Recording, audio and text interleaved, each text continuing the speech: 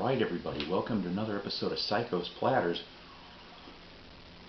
Always powered by coffee, each and every time. So, this one here is going to be a contest response video, that's right. I got my notes here, we're going to have some fun. So, there's a new channel out there.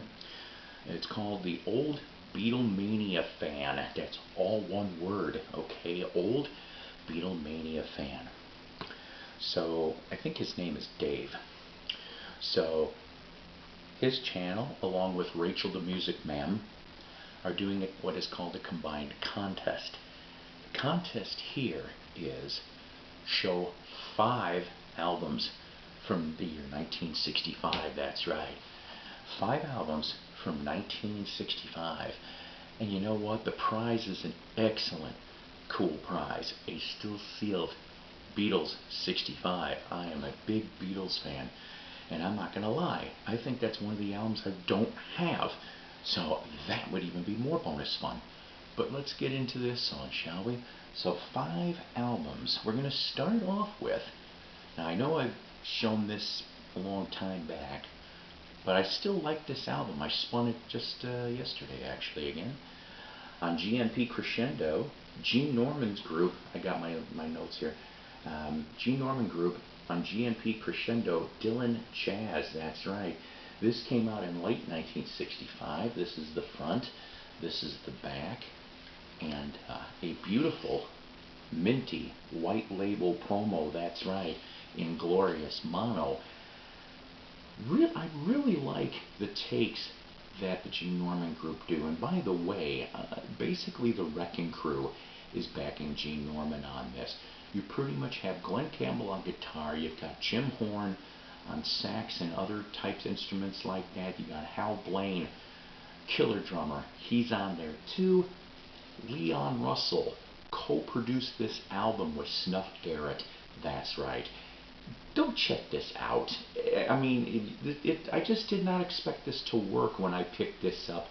I picked this up, if I remember correctly, in an estate sale for $1. One of the best bucks I ever spent. Dylan Jazz from Gene Norman Group. Alright, so this next one here, I love old school blues. I do. And this man here, in my opinion, doesn't get enough cred, okay? Jimmy Reed, the legend, the man, on VJ in mono from early 1965. Here's the front, here's the back. What I actually thought was also really cool, because I got a handful of VJs, but I've never really had the sleeves. This sleeve is nice in here, nice company sleeve intact. This record is nice and minty, seriously. And yeah, look at that on a beautiful VJ bracket. Jimmy Reed started out, you know, back in the late 40s and such, but his first hit, which would be, you know, would be 1953, High and Lonesome, VJ 100 on the 45. That's what it was. It was VJ 100 for the serial number. So he basically started VJ in essence, okay? And we're going all the way from 53 to 64. There's of course the big hit Big Boss Man, which Elvis would cover 8 years later. This one here from 1960. And like I said, this was curated and released in early 1965. If I remember correctly, it was February, March, around that time. The last thing on here is I'm Going Upside Your Head. Going upside your head? So within a year after this, VJ would shut down by early 1966. This is a textured cover, by the way. It's really, really nice. Go seek out Jimmy Reed's work. There's many albums on VJ and other labels to go for him as well. That's album number 2. Album number 3, I always was a sucker for Blue-Eyed Soul, alright? Especially when it came to these guys. That's right, the Righteous Brothers back to back. And yeah, it's signed by Bill Medley because I met him back around 2009, 2010. I ended up bringing a bunch of different Righteous Brothers. I love the harmonies that Bill Medley and Bobby Hatfield had together. Okay, there's the front, here's the back. This is the last album that came out on the Phil Les label. They would jump to Verve just a few months later. The big hit off of here is, by the way, sorry, it went to number 16 on the Billboard charts. But the single off of here was Ebb Tide, which Bobby Hatfield sang lead on. It was a top 5 single. Not too bad to finish off 65, don't you think?